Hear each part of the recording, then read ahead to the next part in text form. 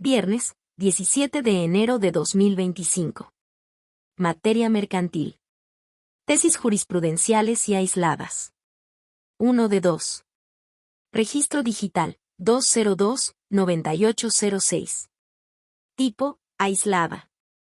Excepción de cosa juzgada en materia mercantil. Es procedente el amparo directo contra la resolución interlocutoria que la declara fundada. Hechos. En el juicio de amparo directo se reclamó la resolución de la sala responsable que revocó la interlocutoria apelada.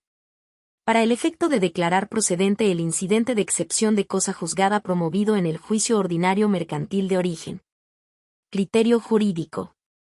Este tribunal colegiado de circuito determina que procede el amparo directo contra la resolución interlocutoria que declara fundada la excepción perentoria de cosa juzgada en el juicio ordinario mercantil. Justificación. La doctrina clasifica las defensas y excepciones atendiendo a los efectos que producen en el proceso, dividiéndolas en dilatorias y perentorias. Las primeras se refieren a los supuestos que, sin destruir la acción, postergan su resolución, al estar vinculadas con aspectos que obstaculizan analizar el fondo de la cuestión, verbigracia, la competencia, la litispendencia o la falta de personalidad. Las segundas se relacionan con circunstancias que inciden en el fondo de la acción y que tienden a destruirla o agotarla, supuesto en el cual encuadra la figura jurídica de la cosa juzgada. Ya sea en sentido estricto o indirecta o refleja, pues su propósito estriba en agotar la acción y dar por concluido el juicio, ante la inimpugnabilidad e indiscutibilidad de lo pretendido, que por certeza y seguridad jurídica, impide su nuevo estudio y, con ello la emisión de un fallo que, a la postre, pudiera ser contradictorio al anterior. De modo que, al resultar fundada dicha excepción perentoria, el órgano jurisdiccional no debe proseguir con el juicio, ni abordar el estudio de fondo, por existir un impedimento absoluto para ello, derivado precisamente de la autoridad de cosa juzgada de la que se encuentra investida una sentencia anterior. Por tanto, de acuerdo con las reglas que norman la procedencia del juicio de amparo directo, al tenor de lo dispuesto en el artículo 170, fracción, de la Ley de Amparo. Este procede contra la resolución que declara fundada la excepción de cosa juzgada, pues constituye una determinación que da por concluido el juicio de origen. Primer Tribunal Colegiado en Materia Civil del Séptimo Circuito. 2 de 2.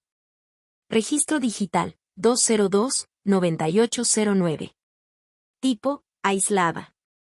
Medidas cautelares provisionales. Pueden otorgarse en el juicio especial sobre transacciones comerciales y arbitraje para el reconocimiento y ejecución de un laudo arbitral.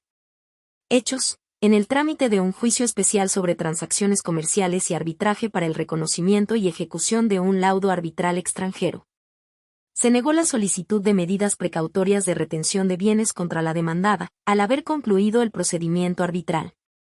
Criterio jurídico. Este tribunal colegiado de circuito determina que en el juicio especial sobre transacciones comerciales y arbitraje para el reconocimiento y ejecución de un laudo arbitral, pueden otorgarse medidas cautelares provisionales.